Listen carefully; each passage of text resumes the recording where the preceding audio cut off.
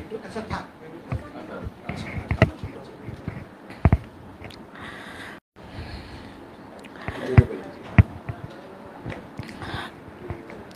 যাত্রাবাড়িতে আমার হাজব্যান্ডকে তো নির্মমভাবে মারা হয়েছিল। ওর শরীরে তো অনেকগুলো গুলিও পাওয়া গেছে। এখন আমি আপনাদের কাছে হেল্প চাইতেছি, বা আমার হাজব্যান্ডের হত্যাকারী যেন আমি একটু হলেও দেখতে পারি, যে আমার 2 সন্তানের বাবা, ওদের ভবিষ্যৎ কিন্তু এখনো শুরুই হয় নাই। তারপর আমার স্বামীরও ভাত দিছি, আমিও ভাত খাইতেছি, আর এই বাচ্চারও ভাত দিছি। তারপর আমার স্বামীর পাতে মুরগি রান্না করছে, গোস্ত উঠাইয়া দিছি। আমার স্বামী গোস্ত খায় নাই, এক টুকরা গোস্ত খাইছে। এই ছেলের পাতে উড়াইয়া দিছে, আমার পাতে উড়াইতেছে। কয় আমার গোস্ত খাইতে ভালো লাগে না, তুমি আমার জন্য একটু শাক ভাজি করতে পারতা না? আমি কই কি বাজারে গেছি, শাক তো পাই নাই। কয় আচ্ছা, তাই আমি এসকা যাত্রাবাড়ি যাবো, যাই আমি শাক পাতা নিয়ে আসবো, তরু তরকারি নিয়ে আসবো। কয়দিন তো আমার তো কাজ হয় না, আমরা তো একদিন কাজ না করলে আরেকদিন খাবার পাই না। এবার আমি বললাম যে এই গ্যাঞ্জামের মধ্যে আপনার যাত্রাবাড়ি যাইতে হইবে না। কয় জামু, যদি কপালে মরণ থাকে মরবো, এই লেগে ভয় করে কোনো লাভ নাই, আজকে আমি যাত্রাবাড়ি যাবো। এই কইয়া তারপরে ওই ভাত ওই এক টুকরো গোস্ত দিয়ে খাইছে, আর গোস্ত আমার পাতে উড়িয়ে দিছে, ছেলের পাতে উড়িয়ে দিয়েছে। আমি বললাম কি, আপনার একটা জিনিস দিলে খান না? কয় আচ্ছা তোমরা খাও। তারপর আমার বলা দূর ছিল যে আমি তো রুটে ঘাটে থাকি, কোন সময় কি হয়ে যায় বলা তো যায় না, তুমি এই ছেলে 2টা নিয়ে তারপরে থাকবা। এবার আমি বললাম কি, আপনি এইসব কথা কেন বলেন? আপনি এসব আজে বাজে কথা বললেন না, এই আজে বাজে কথা শুনতে ভালো লাগে না। এই বইলা তারপরে 9টা বাজে দরজার সামনে যখন গেছে, কখনো আমারে বলে যে করছে, আমি যাই। আমি কই আচ্ছা যান, তাড়াতাড়ি আইসেন। কয় আচ্ছা ঠিক আছে। কিন্তু তারপর আর সে আমার বাসায় আর জীবিত ফেরত আসে নাই। তারপর তার নিয়ে আসি, যাত্রাবাড়ি গুনে নিয়ে যাই লাশ। 11টা, 11:30 বাজে আমার স্বামীর মোবাইল দিয়েই একটা লোকে ফোন করে। আসসালামু আলাইকুম ওয়া রাহমাতুল্লাহ। বাংলাদেশ জামাত ইসলামিক নিয়ে আজকে গুরুত্বপূর্ণ একটি ভিডিও আপনাদের সামনে হাজির করতে যাচ্ছি। আপনারা অবশ্যই আজকের ভিডিওটি গুরুত্বপূর্ণ সহকারে দেখবেন। আন্দোলন ইসলামিক দিন প্রতিষ্ঠা, কোরআন হাদিসের বাস্তব অনুশাসনকে কায়েম করা সহজ হবে। আমি চাই বা আমরা চাই এই ভূখণ্ডটি ইসলামিক রাষ্ট্র হিসেবে আপনাদের সামনে এখনই তুলে ধরবো। আপনারা বিস্তারিত দেখে অবশ্যই মন্তব্য করবেন। আপনাকে আরো পরবর্তী ভিডিওতে আরো বিস্তারিত জানানোর চেষ্টা করব। শহীদ কাফেলা বাংলাদেশ জামাত ইসলামের সম্মানিত আমিরে জামাত, উপস্থিত আছেন ডক্টর শফিকুর রহমান, আমাদের মাঝে উপস্থিত আছেন শহীদ কাফেলা বাংলাদেশ জামাত ইসলামের সহকারী সেক্রেটারি জেনারেল মাওলানা রফিকুল ইসলাম খান, উপস্থিত আছেন বাংলাদেশ জামাত ইসলামী ঢাকা মহানগরী দক্ষিণের সম্মানিত আমির, কেন্দ্রীয় নির্বাহী পরিষদ সদস্য জনাব নুরুল ইসলাম বুলবুল, মহানগরীর সম্মানিত নেতৃবৃন্দ, সম্মানিত সাংবাদিক বন্ধুগণ। আজকে মূলত বাংলাদেশ জামাত ইসলামীর সম্মানিত আমিরে জামাত ডক্টর শফিকুর রহমান নির্দেশন এবং তার পরিকল্পনার আলোকে শুরু থেকেই আমরা শহীদ পরিবার এবং আহত যারা চিকিৎসাধীন আছেন তাদের খোঁজখবর, তাদের পাশে দাঁড়ানো, সহমর্মিতা, তাদের প্রতি সমবেদনা জানানোর পাশাপাশি তাদেরকে কিছুটা দুনিয়াবী দৃষ্টিতে যতটুকু সহযোগিতা করা যায় সেটার অংশ হিসাবেই আজকে 2 পরিবার তাদেরকে নিয়ে আমরা এখানে আপনাদের কাছে উপস্থিত হয়েছি। এ পর্যায়ে বাকি প্রোগ্রামের বিষয় পরিচালনা করার জন্য আমাদের শ্রদ্ধেয় আমিরে জামাত ডক্টর শফিকুর রহমান শহীদ পরিবারের সাথে কথা বলবেন এবং পরবর্তীতে আমাদের নেতৃবৃন্দ সংক্ষিপ্ত কথা বলে আমরা প্রোগ্রাম শেষ করবো ইনশাআল্লাহ। এ পর্যায়ে শ্রদ্ধেয় আমিরে জামাতকে শহীদ পরিবারের সাথে পরবর্তী কথা পরিচালনা করার জন্য অনুরোধ করছি। আসসালামু আলাইকুম ওয়া রাহমাতুল্লাহ। জাতির বিবেক, সাংবাদিক বন্ধুগণ, আপনাদেরই পরিবারের একজন শহীদ সদস্য, তার পরিবার এবং আমাদের ভাই শহীদ জাহাঙ্গীরের পরিবার, 2টি পরিবার ইতিমধ্যেই আপনারা জেনেছেন এখানে হাজির হয়েছে। আমরা সবাই কথা বলার আগে আমি শহীদ পরিবারের পক্ষ থেকে কাউকে কিছু বলার জন্য অনুরোধ করব। প্রথমেই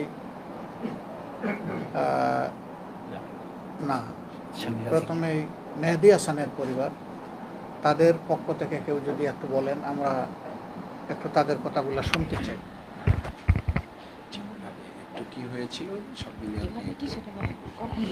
আসসালামু আলাইকুম।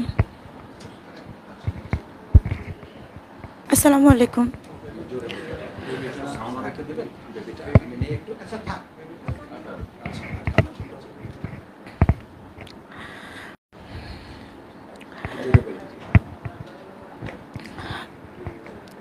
যাত্রাবাড়িতে আমার হাজব্যান্ডকে তো নির্মমভাবে মারা হয়েছিল। ওর শরীরে তো অনেকগুলা গুলিও পাওয়া গেছে। এখন আমি আপনাদের কাছে হেল্প চাইতেছি, বা আমার হাজব্যান্ডের হত্যাকারী যেন আমি একটু হলেও দেখতে পারি, যে আমার 2 সন্তানের বাবা, ওদের ভবিষ্যৎ কিন্তু এখনো শুরুই হয় নাই। ওরা মায়েরা কি শান্তিটা পাইলো। আমি ওর হত্যার বিচার চাই।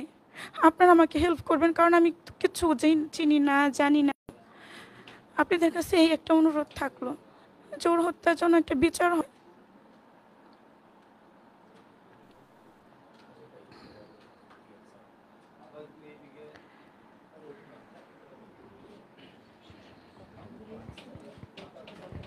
এখন পোস্টমর্টমের রিপোর্ট তো আমি পাইনি। এখন কান কোথায় অনেকের কাছে শুনি 51টা 58টা, মানে ছিটাগুলি সহ অনেকগুলো গুলি লাগছে। এবং ওর বুকে তো বুট জুতার পায়ের ছাপও ছিল। ওকে শুধু গুলি করেই তো ক্ষিপ্ত থাকে না, ওর বুকে অনেকগুলা মানে পাড়ানোর ছাপও ছিল। জি, জি, পাড়ানোর ছাপ আমি পাইছি ওখানে। আর কি, আপনারা একটু দেখবেন যেন ওর সুষ্ঠু বিচার হয়। জি, জি, জি, জি, ইনশাল্লাহ। জি এ পর্যায়ে আমাদের শহীদ জাহাঙ্গীর ভাইয়ের স্ত্রী একটু কথা বলার জন্য অনুরোধ করছি, একটু জোরে বলেন, কাছে নিয়ে বলেন। আসসালামু আলাইকুম। আমার স্বামী সকালে 9টা বাজে বাসা দিয়ে বের হয়েছে। আমাকে বলছে যে আমি তো ভ্যান চালাই। তারপর বলছে আমি যে যাত্রাবাড়ি যাব তরকারি আনার জন্য। আমার এই বড় ছেলের কাছে 50 টাকা দিয়ে আসছে এই ছোট ছেলের চুল কাটানোর জন্য। আর যখন বড় ছেলেরে বলছে যে ছোট ছেলের চুল কাটানোর জন্য, আমি বলছি যে না, আজকে বড় ছেলে চুল কাটাইবেন, আজকে আপনি যাইয়া ছেলের চুল কাটাই নিয়ে আসবেন। তারপর হে বললো যে না, আমি বাইরে যাব। আজকে আমি সকালবেলা আমি আজকে রোটে বইয়া ছাত্রগোর সাথে নামাজ পড়বো। আমি বলছি যে আচ্ছা ঠিক আছে, আপনি ছাত্রগোর সাথেই নামাজ পড়েন। সব জায়গায় আল্লাহর জায়গা, যেখানে বই নামাজ পড়বেন আল্লাহ আপনার নামাজ কবুল করবো। আজকে আমি নামাজ পড়বো। আমি এবার বললাম কি, আপনার পাঞ্জাবি পায়জামা এটি সব ওখানে রেডি করা আছে, আপনি নামাজ পড়েন, ঠিক আছে, সমস্যা নাই।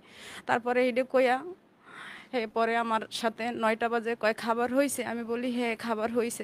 আমার না খিদে লাগছে, আমাকে ভাত দাও। তারপর আমি আমার এই ছোট ছেলেকে নিয়ে তারপরে ভাত খাইতে বইছি। তারপর আমার স্বামীরও ভাত দিছি, আমিও ভাত খাইতে আসি, আর এই বাচ্চারও ভাত দিছি। তারপর আমার স্বামীর পাতে মুরগি রান্না করছে, এই গোস্ত উঠাইয়া দিছি। আমার স্বামী গোস্ত খায় নাই, এক টুকরো গোস্ত খাইছে। এই ছেলের পাতে উড়াইয়া দিছে, আমার পাতে উড়াইতেছে। আমার গোস্ত খাইতে ভালো লাগে না, তুমি আমার জন্য একটু শাক ভাজি করতে পারতা না? আমি কি বাজারে গেছি, শাক তো পাই নাই। আচ্ছা তাই আমি আজকে যাত্রাবাড়ি যাবো, যাই আমি শাক পাতা নিয়ে আসবো, তরু তরকারি নিয়ে আসবো। কয়দিন তো আমার তো কাজ হয় না, আমরা তো একদিন কাজ না করলে আরেকদিন খাবার পাই না। এবার আমি বললাম যে এই গ্যাঞ্জামের মধ্যে আপনার যাত্রাবাড়ি যাইতে হইবে না। জামু, যদি কপালে মরণ থাকে মরবো। এই লেগে ভয় করে কোনো লাভ নাই, আজকে আমি যাত্রাবাড়ি যাবো। এই কইয়া তারপরে ওই ভাত ওই এক টুকরো গোস্ত দিয়ে খাইছে, আর গোস্ত আমার পাতে উড়িয়ে দিছে, ছেলের পাতে উড়িয়ে দিয়েছে। আমি বললাম কি, আপনার একটা জিনিস দিলে খান না? আচ্ছা তোমরা খাও। তারপর আমার বলা দূর ছিল যে আমি তো রুটে ঘাটে থাকি, কোন সময় কি হয়ে যায় বলা তো যায় না। তুমি এই ছেলে 2টা নিয়ে তারপরে থাকবা। এবার আমি বললাম কি, আপনি এইসব কথা কেন বলেন? আপনি এসব আজে বাজে কথা বললেন না, এই আজে বাজে কথা শুনতে ভালো লাগে না। এই বইলা তারপরে 9টা বাজে দরজার সামনে যখন গেছে, কখনো আমারে বলে যে করছে, আমি যাই। আমি কই আচ্ছা যান, তাড়াতাড়ি আইসেন। আচ্ছা ঠিক আছে। কিন্তু তারপর আর সে আমার বাসায় আর জীবিত ফেরত আসে নাই। তারপর তার নিয়ে আসি, যাত্রাবাড়ি গুনে নিয়ে যাই লাশ। 11টা 11:30 বাজে আমার স্বামীর মোবাইল দিয়েই একটা লোকে ফোন কইরা আমাকে বলে, প্রথম ফোন দিয়েছে আমার ননদের কাছে। আমার ননদের কাছে ফোন দিয়েছে, দিয়ে হার কাছে ডাইরেক্ট বলছে যে আপনার ভাই গুলি খেয়ে মারা গেছে। আমার নন্দে থাকে গ্রামে, দেশের বাড়ি বরিশাল। তারপর হে ওই কথাটা হই না, হে অজ্ঞান হয়ে পড়ে গেছে। তারপর হ্যাঁ মেয়ে ফোনটা ধরছে, দইরে বলে যে আপনার এটা আজে বাজে কি কথা বলেন, সকাল 8টা বাজে আমার মামা আমার মার সাথে কথা বলছে। কয় হে এবার কয় কি করছে এইভাবে এমন কথা বলে, হেবার কয় কি না হে গুল্লি খাইছে, হে আহত হয়েছে, তারে আইয়ে তোমরা নিয়ে যাও। এরপরে হেয়ার কাছে আর ফোন দেয় নাই। এরপর হে বললো যে আমি তো থাকি গ্রামের বাড়ি, আমি কিভাবে যাব। দেখেন ওখানে সুজন লাইজু নামে সেভ করা নাম্বার আছে, ওই নাম্বারে ফোন দেন। তারপরে খুঁজতে খুঁজতে আমার নাম্বারটা পাইছে বুঝি, সেই লোকে পাইয়া তারপরে ওই লোকে আমার কাছে ফোন দিয়েছে। পরে আমি দেখি মোবাইলটা বের করে দেখি যে আমার স্বামীর নাম্বার। তারপর আমি ফোনটা রিসিভ করে হ্যালো বলছি, যখন দেখি কি অন্য মানুষের কণ্ঠ। তারপর আমি বললাম যে আপনি কি, কয় এইটা কার নাম্বার, আমি বলি আমার স্বামীর নাম্বার। তারপর কয় করছে আপনার স্বামী যাত্রাবাড়ি গুল্লি খেয়েছে, আপনি আপনার স্বামীর নেন আইয়া। আমি চিক করে দিয়ে বললাম যে আপনি কি কর, আমার সুস্থ স্বামী বাসা দিয়ে বের হয়েছে, আমার স্বামী গুল্লি খেয়েছে গয় হয়ে এই যে বলছে। পরে আমি আমার ছেলেরে বলি সুজন তোমার বাবা বলে গুল্লি খেয়েছে, যাত্রাবাড়ি আছে, তাড়াতাড়ি চলো। তারপর আমার ছেলে বলে কি বলো মা, আমি কই হ্যাঁ আমার বাবা গুল্লি খেয়েছে। তারপর ছেলে বললো, আমি কই এই দেখো তোমার বাবার নাম্বার দিয়েই আমার কাছে এক লোকে ফোন দিয়েছে। তারপর আমার ওই বড় ছেলে আবার ফোন দিয়েছে ওই নাম্বার, আর বাবার নাম্বারই ফোন দিয়েছে। আমার বড় ছেলের কাছে ওইটা বলছে। তারপর মনে করেন রারবা কৃষ্ণানের লগেই থাকি। আমার ওই ছেলে বলে যে মা তোমার যাইতে হইবে না, আমি অনেক কান্না করতেছি। আমার আশেপাশের লোক সবাই দৌড়িয়ে আসছে পরে। তারপর আমার ছেলে বলে কই তোমার মায়ের কান্দে করে গেলে, কয় আমার আব্বু বলে গুল্লি খাইছে। এবার কই আপনি চিন্তা করেন না, হাতে পায়ে কোনো হানে গুলি লাগছে, যান যাইয়ে নিয়ে আসেন যাইয়া। তারপর আমি ছেলে লিয়েছিলাম, আমারে বলে যে না তোমার যাইতে হবে না, আমি যাই আমার আব্বুকে নিয়ে আসবো। আমি কই না আমি যাবো, আমি তোমার আব্বুরে দেখবো, এর লাগে কথা না কইলাম ভালো লাগবে না, আমি বাসায় থাকতে পারবো না। তারপরে গেছি যাইয়া, তারপর রোডে বের হয়েছি পরে কোনো রিস্কাওয়ালা যাত্রাবাড়ি আসতে চায় না গ্যাঞ্জামের কারণে। তারপরে সাইডে রিস্কার পরে আর একটা রিস্কাওয়ালা পরে শিখে। আমি কই কি ভাই একটু লন, আমার স্বামী না যাত্রাবাড়ি গুলি খাইছে, আমার স্বামী রে যাই আমার আনতে হইবে, আপনি একটু লন, আপনার কোনো সমস্যা হবে না, আমি আছি। তারপর ওই রিস্কাওয়ালাটা আমার লইয়ে গেছে। তারপর তো যাইয়ে দেখি কি একটা দোকানে নিয়ে ফার্মেসির ভিতরে রাখছে, ফার্মেসির শাটার ফালানো পরে আমি যাই উনি খারাইছি। পরে আমার না সাইডে সরাই দিয়েছে, কয় কি তুমি ঢোকো। আমার ছেলেরে কয়, আমার ছেলে তো ভাবছে যে আমার বাবা গুল্লি খাইছে। তারপর আমার ছেলে ঢুকছে, আমি এখন বাড়ির পাশে রোডের কিনারে বসে কান্না করতে আসি। তারপর আমার ছেলে ওই ভিতরে ঢুইকাই দেখে বাবা বিছানার চাদর দিয়ে পেছাই রেখে দিয়েছে। আমার ছেলে ওই অবস্থায় দেখে একটা চিৎকার মারছে, চিৎকার আমি বাইরে গুনে শুনছি। শোনার পরে তারপরে আমিও চিৎকার মারছি, তারপর আমি অজ্ঞান হইয়া মাটিতে পড়ে গেছি। তারপর ওখানে ফ্যামিলি বাসা ছিল, এরা এসে আমার নিয়ে গেছে অনেক লোকেরা ভিতরে। এখন আমার ছিল ওখানে বই কান্না করে, আমি ভিতরে বই কান্না করি। এখন ওই ফার্মেসি এলাকায় বলে আবার ওখানের লোকেরা হুমকি দিয়েছে যে তোমরা তাড়াতাড়ি ফার্মেসি বন্ধ করো, না হলে তোমার ফার্মেসিতে আগুন ধরাই দেবো। তারপরে ফার্মেসি বলতে আছে আপনারা কান্না করেন, পরে আগে আপনার স্বামীকে নিয়ে যান, নাহলে আপনার স্বামীকে আমরা রাখতে পারবো না, শেষে আপনিও পাইবেন না, আমরা রাখতে পারবো না। তারপরে এখন কি করবে, ছেলে কোনো জায়গায় ভ্যান গাড়ি পায় না, এরপর অনেক কষ্ট করে একটা ভ্যান নিয়ে আসছে। আর সেইবার এই ভ্যানে কইরা আমার স্বামীর মাঝখানে শোয়াইছে ভ্যানে, আমার ছেলে বইছে এক সাইডে, আমি বইছি এক সাইডে। আমার বুকের ভিতরে জানেন না একটা পাথর চাপা দিয়া তারপর আমার স্বামীকে নিয়ে তারপর আমি বাসায় আসছি। বাসায় আইসা মনে করেন অনেক লোক আমার বাসার সামনে জড়ো হয়ে গেছে। তারপরে আমার স্বামীর কি করবো, সবাই কয় কি বাইরের এখানে রাখো। আমি কই না, আমার স্বামী সকালে 9টা বাজে বাইরে এসে, ভালো মানুষ সুস্থ মানুষ, আমার স্বামীর বাইরে রাখবো কি লেগে, আমার স্বামীর ভিতরে উঠবো, আমার স্বামী ভিতরে বইয়ে ঘুমাইবো খাটে। এবার সবাই কয় না নিচে শোয়াইছি। পরে জানেন না আমার রুম বাইসা গেছে, একটা বিছানার চাদর সব তো চুপ হয়েই গেছে, রুমও আমার মনে করেন ভাইসা গেছে। এখনো আমার ওয়ার্ডরোবের থাগের ভিতরে আমার স্বামীর রক্ত, তাজা রক্ত এখনো আছে জানেন না। আমার স্বামীর গায়ে যে জামা ছিল, সেই জামা খুললে তারপরে মাথায় পেনছে, এইখানে গুলি লাগছে, আমার স্বামীর গিলো সব বলে বাইরে গেছে। অনেক লোকে আমারে বলছে, এরপরে কি করবো জানেন না, অনেক পোলাপান আসছে আমার স্বামীকে নিতে। তারপর আমার ছেলে বললো যে না আমার বাবাকে এখন দিব না, আমার বাবাকে কয় কি তোমরা দাও, তোমার বাবাকে নিয়ে মিছিল করবো, তোমরা অনেক টাকা পাবা। এবার আমার ছেলে কয় না আমার বাবাকে গোসল করাইয়া তারপরে জানাজা দিয়ে তারপরে দিব।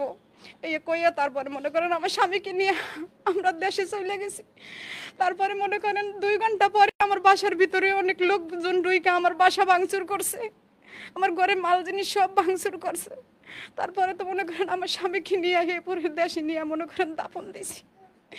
যে কালে মনে করেন আমার ছেলে একটু পর এই ছেলে আসে, আমার 3 বছরের ছেলে আইসা বলে মা বাবা কই। আমি বলি যে তোমার বাবা দেশে। কই বাবা দেশে? আমি কই তোমার বাবা দেশে। কোন এই কথা আমি কিভাবে শুনবো আমার ছেলে এইভাবে প্রশ্ন করে, এই প্রশ্ন যে সময় করে এই সময় তো মন চায় যে আমি আত্মহত্যা হয়ে মরে যাই।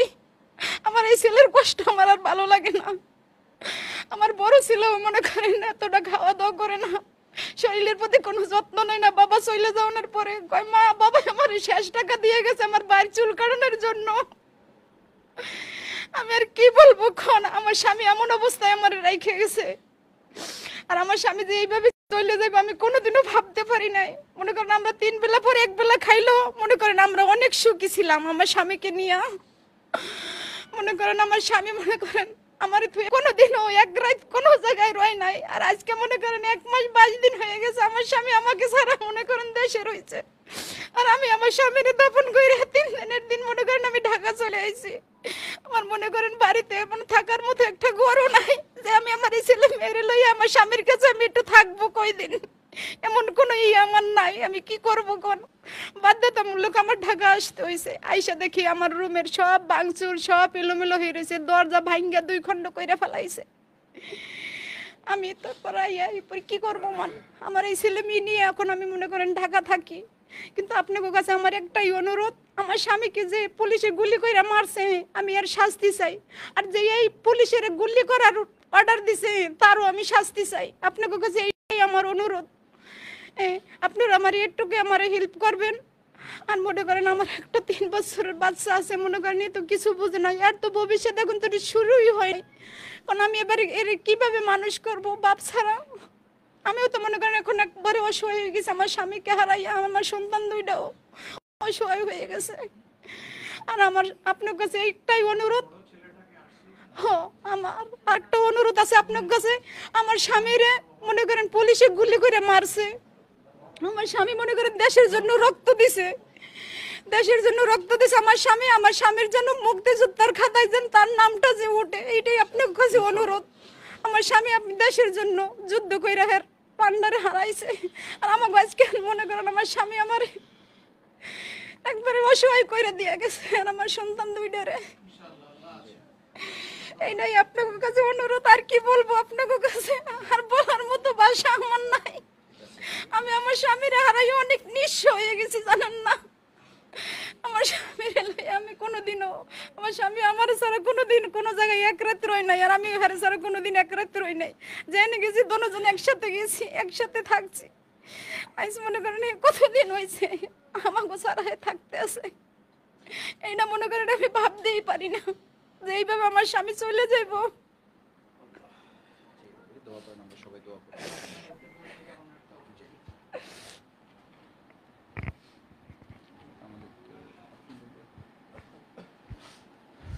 যে সম্মানিত উপস্থিত সুধীমণ্ডলী, সাংবাদিক বন্ধুগণ, আমরা আমাদের শহীদ সাংবাদিক মেহেদী হাসান এবং জাহাঙ্গীর ভাইয়ের সহধর্মিণী 2 জনের অত্যন্ত মর্মস্পর্শী বর্ণনা আমরা শুনেছি। আমরা আশা করি যে তাদের এই আকুল আবেদন বর্তমান সময়ে যারা দায়িত্বে আছেন এবং দেশ পরিচালনায় ভবিষ্যতে যারা দায়িত্ব পালন করবেন এ বিষয়ে তারা নজরে রাখবেন, তাদেরকে আইনের আওতায় নিয়ে এসে বিচার সুনিশ্চিত করবেন ইনশাআল্লাহ। এ পর্যায়ে কথা বলার জন্য অনুরোধ করছি বাংলাদেশ জামাত ইসলামী ঢাকা মহানগরী দক্ষিণের সংগ্রামী আমির, কেন্দ্রীয় নির্বাহী পরিষদ সদস্য জননেতা জনাব নুরুল ইসলাম বুলবুল।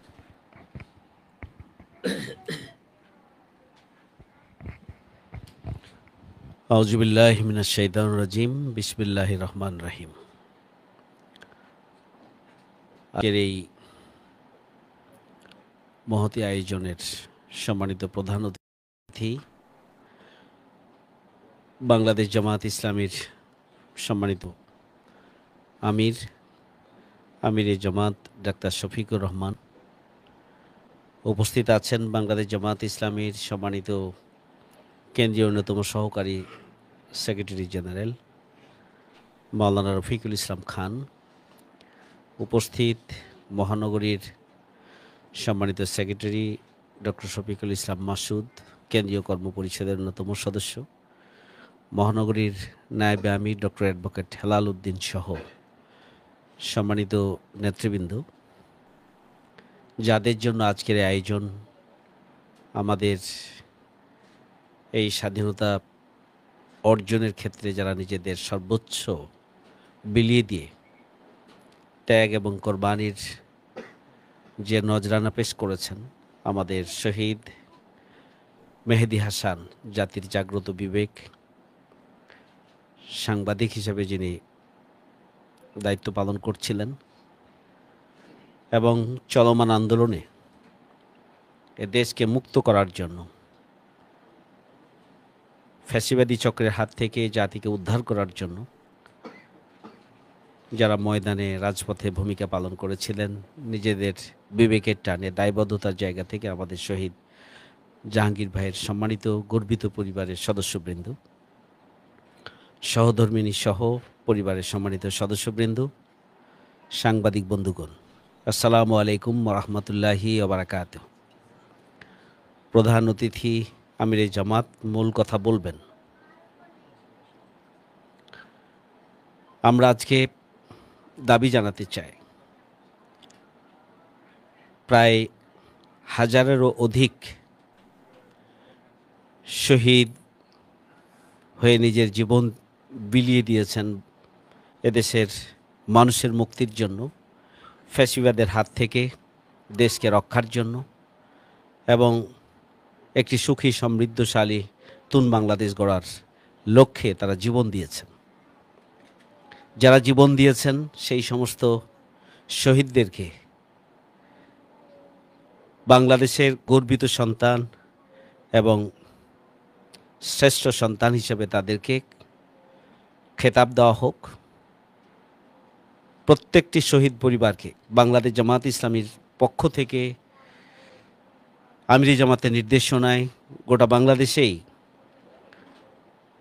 একটা পরিমাণ আর্থিক সহযোগিতা পৌঁছে দেওয়া হচ্ছে। প্রথম পর্যায়ে যারা আহত হয়েছেন তাদের চিকিৎসার জন্য এবং তাদের পুনর্বাসনের জন্যও আমিরি জামাতের পক্ষ থেকে সারা বাংলাদেশেই জামাত ইসলামীর নিজ নিজ এলাকায় নেতা এবং কর্মী দায়িত্বশীল ভাইরা সেটা পদক্ষেপ নিচ্ছেন। এটা জামাতের কার্যক্রম, এটা আমরা আমাদের দায়বদ্ধতার জায়গা থেকে